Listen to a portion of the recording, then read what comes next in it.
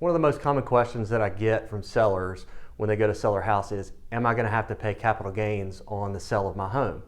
So stay tuned and we're going to answer that question for you right now.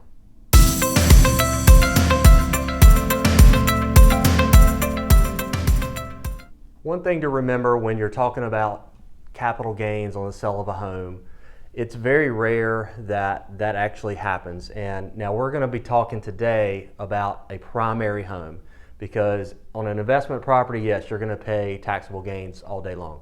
So, one of the things that we want to do is set some rules here. We're talking today in the video about selling your primary home where you live.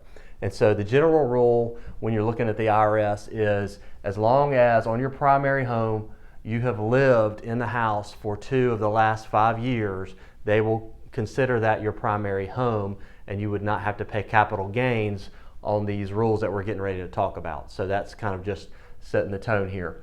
So if you're an individual, if you're a non-married individual, the first $250,000 of basically gain on the house, that's profit on the house, would not be taxable. So anything over 250 would be taxable. Now, again, we're talking in generalities. I always recommend that you go and talk to your CPA, a financial advisor, because you may have a different situation. But the general rule of thumb, this is going to apply to most everybody that we deal with.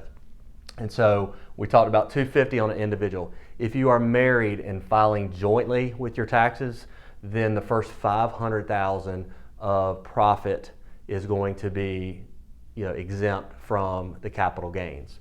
And so, one of the things people don't realize, they think, okay, this is numbers of what I sell my house for. No. So the way capital gains are calculated, I've got a formula here. So the house that you're selling, what you're going to do is you're going to take the cost of the house when you bought it, and then add in any fees that you had, loan fees, things like that, plus improvements on the house that you've done over the years.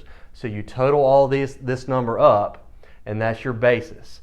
And then you're going to subtract out what you actually sell the house for now, and also add in the fees. So if you're selling your house, you're going to have realtor fees, you're going to have some closing costs.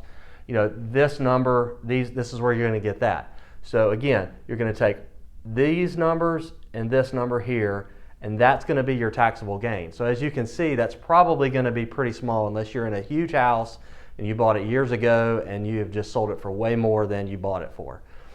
That's really the only time that you're going to start seeing capital gains taxes.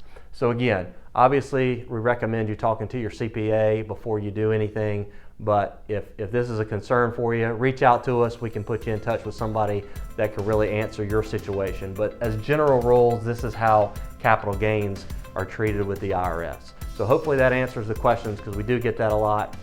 And again, it's very rare that we have anybody that has to pay capital gains. Now, you're always going to have to report the sale of your home to the IRS, but we're trying to make sure that you don't have any capital gains that additionally you have to pay taxes on. So thanks for watching. We hope this answered your question, and we'll see you soon.